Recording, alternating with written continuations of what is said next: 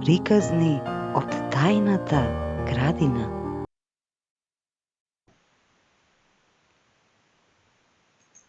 Вистинското пријателство на трите пеперутки.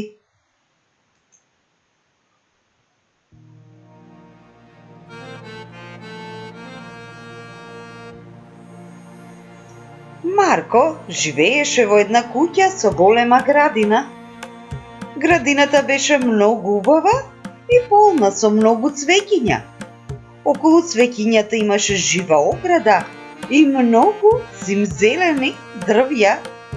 Во оваа градина живееше и кучето Шарко. Тоа беше најдобриот пријател на Марко.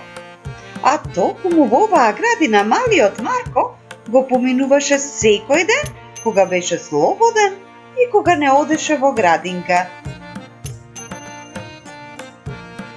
И така еден ден во недела, Марко се разбуди среќен и истрча возбудено надвор во градината. Таму се разбира го чекаше Шарко и почна да скока кога го виде Марко. Марко го погали и двајцата отидоа да прошетаат до местата каде што беа цвеќињата. Цвеќињата беа во три бои: плава, портокалова и розева.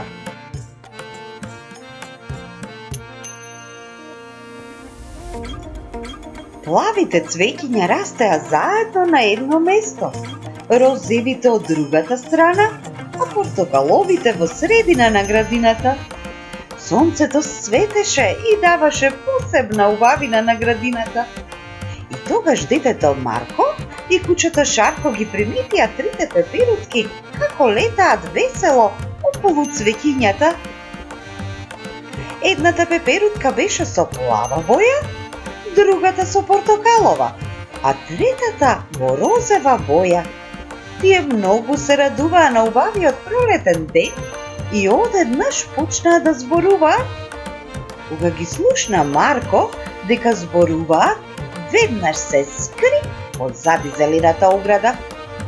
Се разбира дека и кучето Шарко, како верен пријател, му се приближи и тие преку оградата гледаа во пеперутките што зборуваа. Пеперутките се викаа Плавка, Розевка и Портокалка.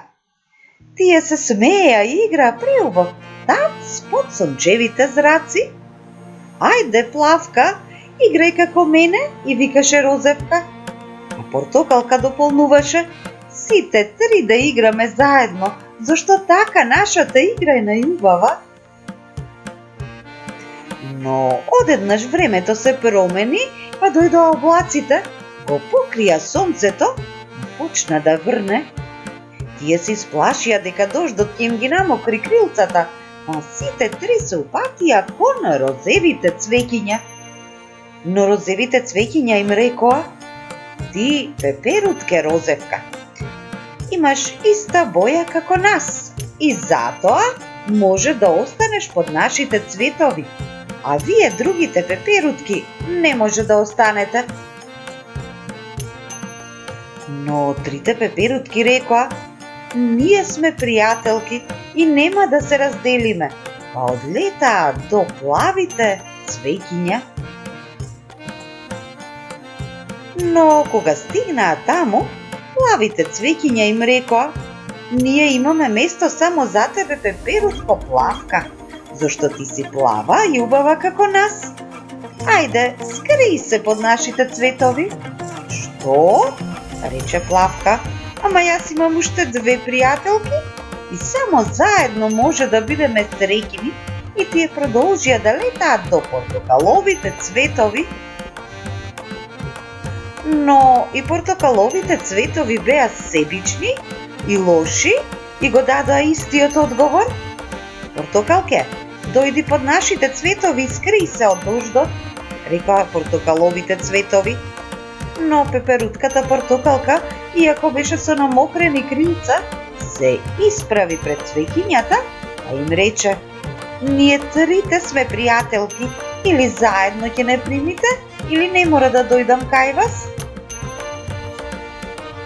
И тогаш се случи чудо. Сонцето одеднаш ги пушти своите зраци посилно, па ги разбрка облаците и како да почна да се смее на пеперутките, нивните крилца веднаш се исушија и тие продолжија весело со својата игра во градината.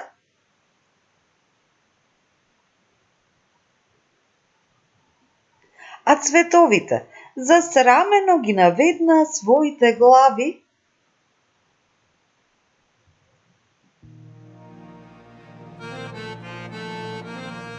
И Марко и Шарко им се придружија во играта на пеперутките, а Марко научи за силата на вистинското пријателство.